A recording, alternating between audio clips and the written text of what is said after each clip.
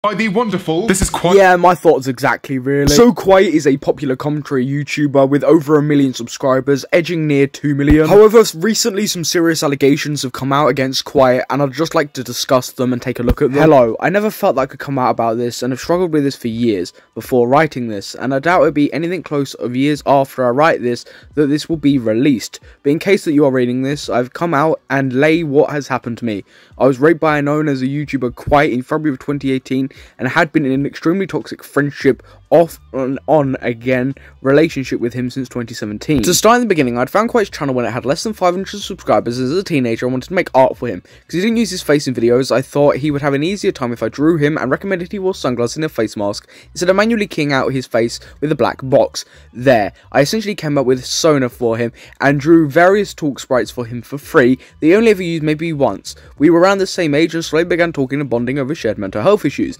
At this time, I was undiagnosed with autism and borderline personality disorder, which I have diagnosis of now, and thus was unaware of how these would affect me in the coming relationship we had, and how he would most likely, without knowing, take advantage of me. What you can 100% see with this twit longer here is the person wants to substantiate what was going on during the time, how they met, just the past, and just everything that comes with it, rather than just jumping straight to the allegations, which I think a lot of people appreciate. It really does add a sense of legitimacy to these claims. However, this is the time where I'd like to say that these are just allegations. Don't take them for face value. See what both sides of the story are saying, but don't be dismissive of these allegations. Just be neutral within the situation and see what happens. At first, we were extremely close in ways that helped both of us. He shared bits of his past, I shared mine. However, slowly my status as an artist would land me in more YouTuber circles than his would, and he would slowly try to encourage me to let him join said spaces. As a friend, I of course wanted to include him as many as I could, but as I did, he made various connections outside of me. The relationship grew transactional. While I won't say I was the most stable person at the time, I was not actively unkind. I cannot say the same for him.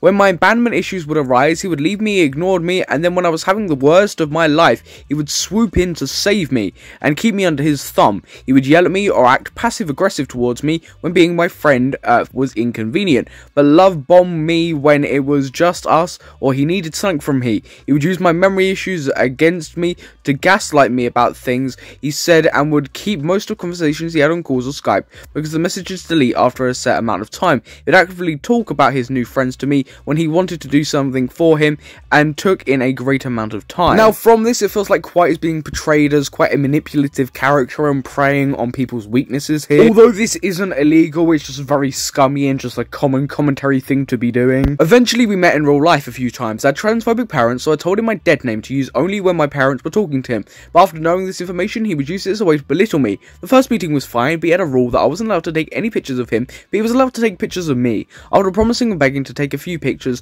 that wouldn't and still haven't been posted for memories, he let me take a few before he left. The second meeting, however, was different. We had planned to meet up while he was on vacation in my city, and thus I'd pick him up in my car and we would go both to a trampoline park and go and see Black Panther. This is where the worst of his behaviour occurred. At this time we were both on and off flirting, and discussed that if we were both single at the time, we would take each other's virginity. However, once we had come on to me in the back seat of my car, I started to get cold feet.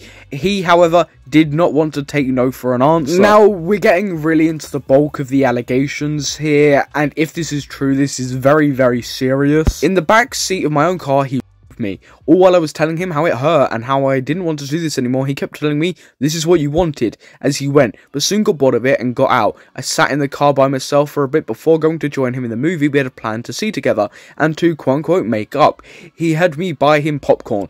I put the event out of my mind as two virgins being bad at sex, and I hung out with him for the rest of the day, as he was still one of my closest friends. I videoed with him to prove we were together at that time, that I was being able to post for myself, and I was begging him to take pictures with me because we were friends. A few months later, once he gained quite a few more subscribers and larger YouTube friends, did he start ghosting me more and more often, all while I was having a BPD episode. It got to the point where he called me to cut me off, and in our fight he called me, who thinks she's a boy and will never be. This extremely hurt me and caused me to spiral more. I almost needed to be institutionalized, but thankfully for my social support system, I wasn't. Just going based off of what we've read in this tweet longer, it feels like Kwite has used this person a lot in a lot of different ways. Months passed, and when I tried to come out about the emotional abuse I suffered, I received harassment from his fans, I received calls to my house telling me to kill myself for over my poor mental health. Eventually, however, it subsided, and through a turn of events, I was able to set up a call to reconcile with him.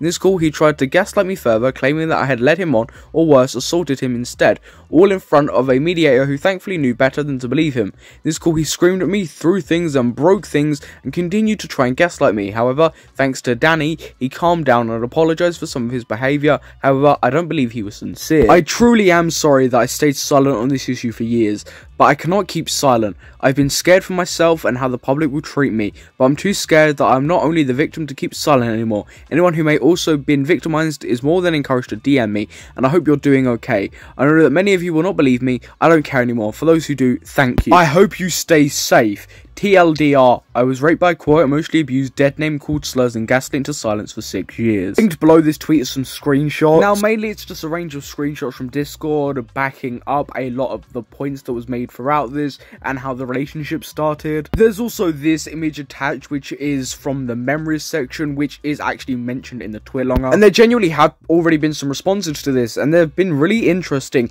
with a lot of moderators in Kwite's server basically deleting a range of messages that relate to all of this. Now, this story is blowing up across Twitter, and I wouldn't feel acceptable covering it without asking the person for permission, as seeing as it is so easy to genuinely do that in this case. And I do in fact have permission to be able to make and post this video. I implore you all to go and show some support on this tweet longer, as these allegations are absolutely disgusting. Regardless of what you believe, everyone deserves to have some support, especially in circumstances like this. But genuinely, what do you think about these allegations? Comment below your opinions, but I've been your host Samuel, and I'll catch you in the next video.